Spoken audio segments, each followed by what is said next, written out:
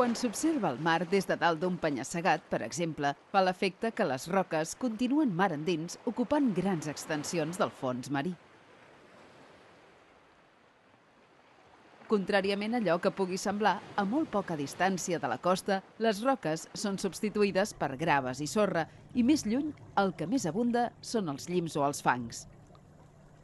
Per tant, la major part dels fons dels mars i oceans són tous.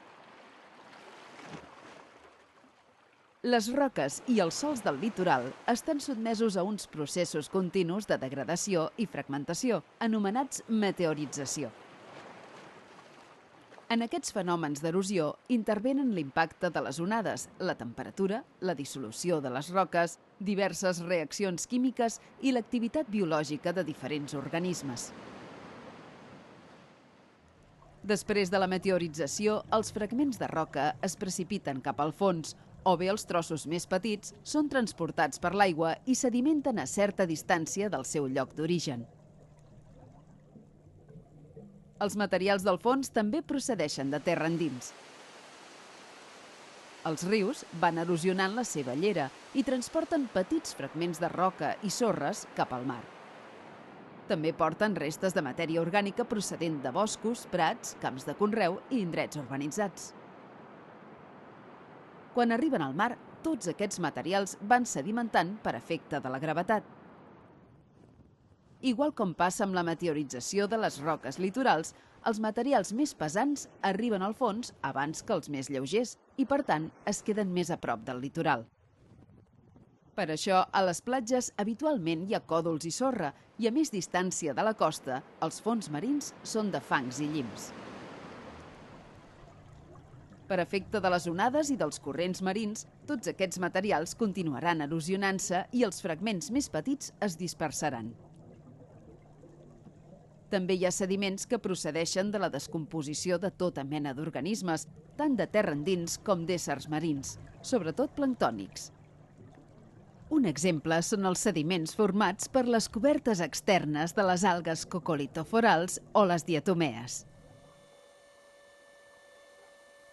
La mida dels materials que formen els sediments determina la quantitat d'aigua intersticial que hi ha entre els grans de sorra dels fons.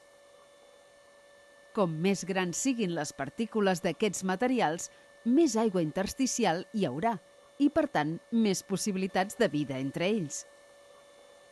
La quantitat de matèria orgànica dipositada i també l'aigua intersticial seran determinants per la vida que s'hi pugui desenvolupar. Hi ha diferents tipus de partícules que s'acostumen a classificar per la seva naturalesa i per la seva mida: llims, graves, argiles i sorres. Els sediments solen ser més fins en indrets on hi ha aportacions continentals importants i corrents de poca intensitat, i són més gruixuts en indrets on hi ha més corrents, ja que aquests netegen el sediment i s'enduen els grans més fins. També, per exemple, el tipus de sorra d'una platja ens informa del seu origen. Si és gruixuda, és que ve del mar transportada pels corrents.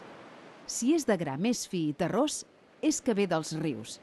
I si és molt fina i blanca, com en les zones d'esculls tropicals, prové dels esquelets dels corals.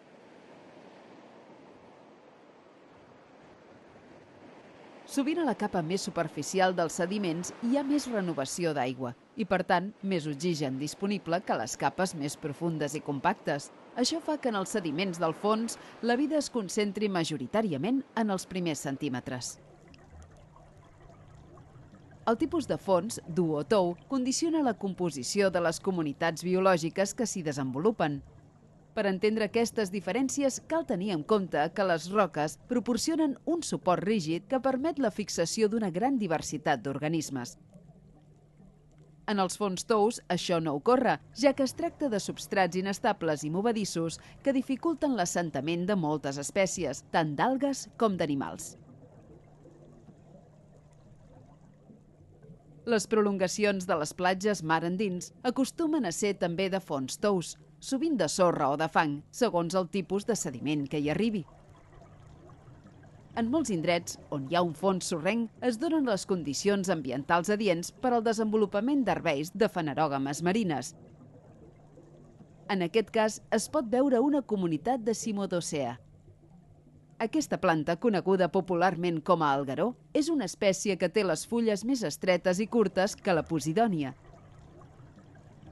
A més de contribuir a estabilitzar els fons sorrencs amb les seves arrels, entre les fulles d'aquestes plantes marines es creen molts espais que són colonitzats o ocupats per altres organismes, sobretot invertebrats.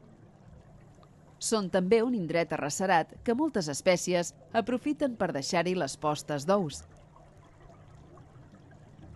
Aquests sacs allargats de color blanquinós són ous de calamar, mentre que aquests altres, en forma de llimona i de color fosc, són de sèpia.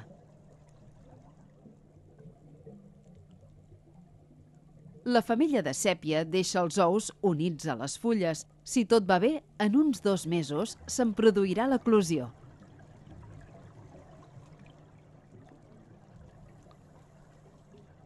Una observació més detallada dels fons tous mostra també la presència de peixos que tenen una coloració molt similar a la del fons on viuen.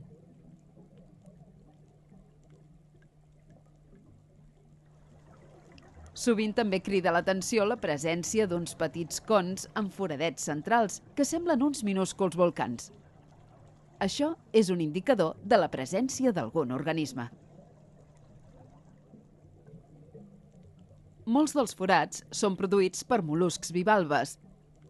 Aquests animals tenen una habilitat especial per excavar els fons tous i enterrar-s'hi ràpidament amb l'ajuda del seu peu musculós. També hi ha equinoderms, com ara aquesta estrella, que en pocs segons es recobreix completament de grans de sorra. És una bona manera de camuflar-se. Els fons tous permeten un tipus de vida que no es dona als fons durs.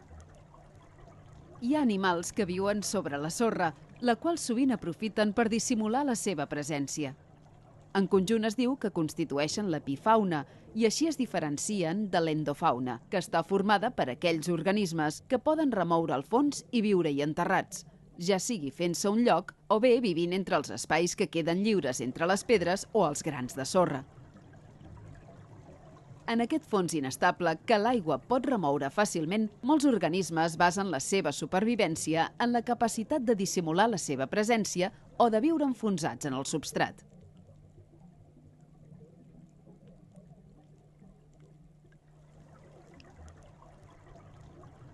Entre els grans de sorra també s'hi amaga una gran quantitat de petits organismes. En aquesta fauna intersticial hi ha representants de tota mena de grups d'invertebrats, com ara petits mol·luscs, crustacis o cucs, a més de molts organismes unicel·lulars, entre els quals trobem bacteris, protozous i diatomees. Per moure's, els organismes aprofiten els espais lliures i la possibilitat d'obrir-se camí movent les pedretes o les partícules. D'aquesta manera poden buscar els llocs on hi ha l'aliment que necessiten o els que presenten les millors condicions per viure-hi. La major part dels fons marins que estan per sota dels 200 metres de fondària són fons tous. Aquí pràcticament no hi arriben els materials procedents del litoral i la major part dels sediments provenen de les restes de peixos, invertebrats i sobretot d'organismes planctònics que una vegada morts van caient cap al fons des de les capes més superficials. Aquesta pluja de materials que cau contínuament és allò que s'anomena neu marina. Per a molts ecosistemes marins de fondària és la principal entrada de matèria i d'energia. Aquests sediments procedeixen de restes d'organismes morts i per això encara contenen una bona quantitat de matèria orgànica que serveix d'aliment per a molts dels animals invertebrats que anomenem sedimentívors.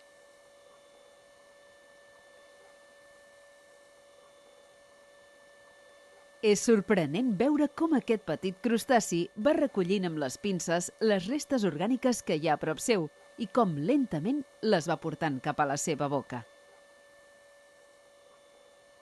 Els sediments són tous i estan formats sovint per partícules molt fines. Els organismes s'han d'adaptar a aquestes condicions. Alguns, per exemple, s'hi poden enterrar. Un bon exemple és aquest pop que s'enfonsa dins el sediment quan se sent amenaçat. Aquesta resposta és diferent de la dels pops que viuen a prop de la superfície, els quals busquen forats a les roques per amagar-se. Els fons sedimentaris no explotats per la pesca són com un món d'amagatalls, on hi ha forats per tot arreu. Són els refugis de molts animals que viuen dins els sediments o que els aprofiten per amagar-s'hi.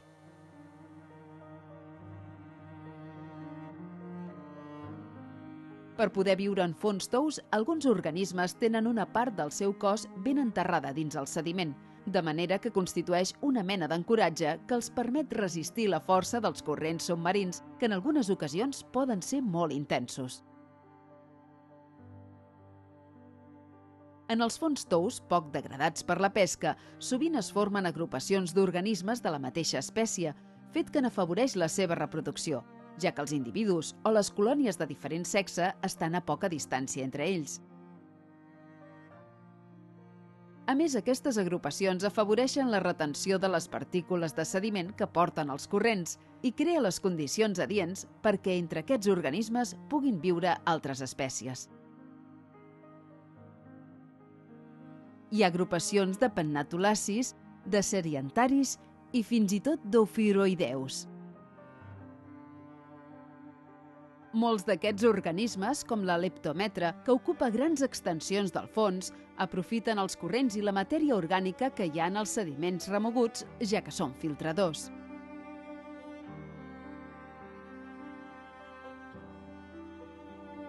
Al final de la plataforma continental, els forts corrents del talús condueixen cap a les grans fondàries.